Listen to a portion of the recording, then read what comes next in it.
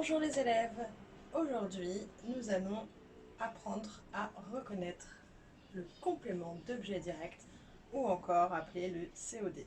D'accord? Donc nouvelle leçon de grammaire, vous allez voir c'est très simple, on en utilise tous les jours donc ça ne devrait pas poser de soucis.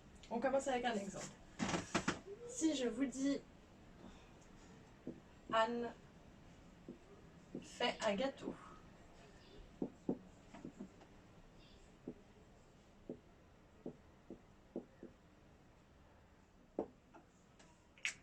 Donc Anne fait un gâteau. On reconnaît déjà dans cette phrase certains éléments. Le sujet, qui répond, rappelez-vous, à la question qui est-ce qui, posée après le verbe. Donc, qui est-ce qui fait un gâteau? Qui est-ce qui fait? C'est Anne.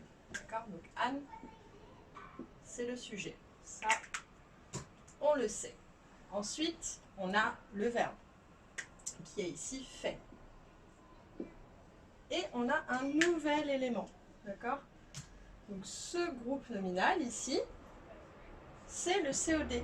Il va répondre à la question quoi posée après le verbe. Anne fait quoi? Un gâteau.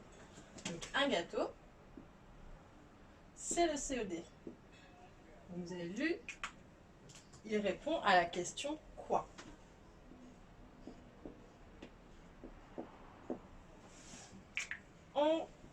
Deuxième exemple, on continue sur un deuxième exemple. Si je vous dis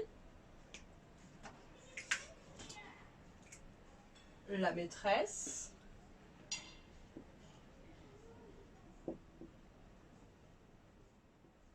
a rencontré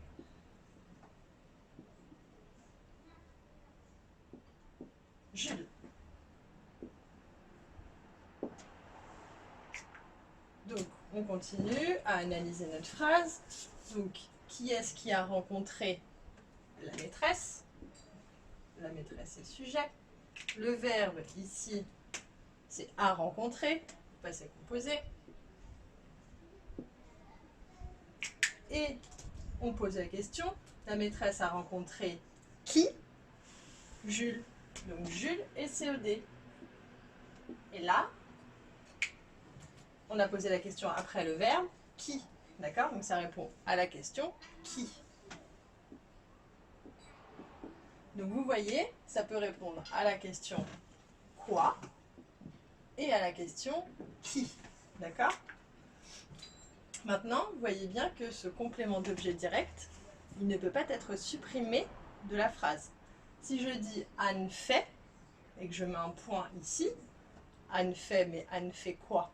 Vous avez vu que finalement le COD est un élément indispensable à la compréhension de la phrase. Si je n'ai pas mon COD, la phrase n'a pas de sens. Anne fait.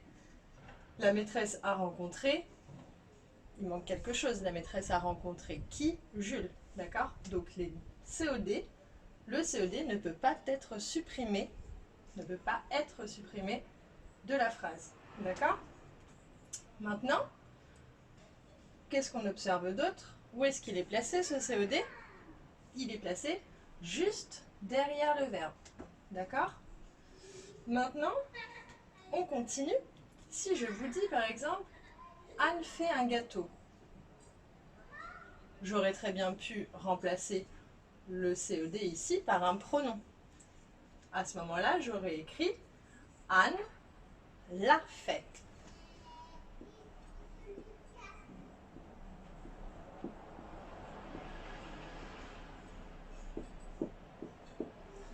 Donc mon sujet qui répond à la question qui est-ce qui?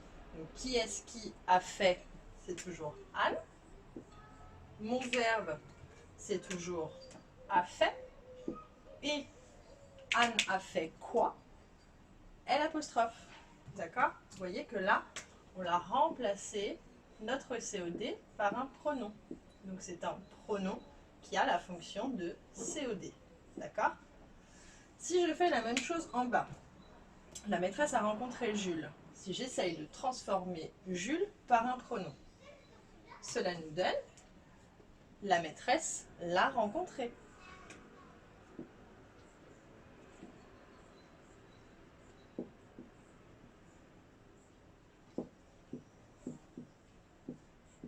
on se pose toujours la question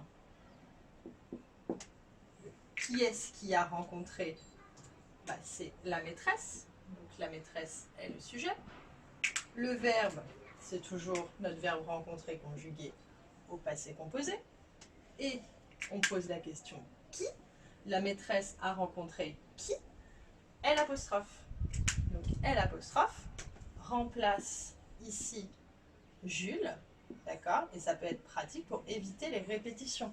Dans les productions d'écrit, au lieu de remettre le groupe nominal ou le nom, on va le remplacer par un pronom, d'accord?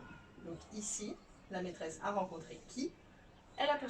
Donc L' a la fonction de CED. Qu'est-ce qu'on observe? Contrairement aux groupes nominaux ou aux noms COD qui étaient placés après le verbe, quand nous avons un pronom qui occupe la fonction de COD, il est placé devant le verbe. C'est compris? On va passer aux petits exercices alors.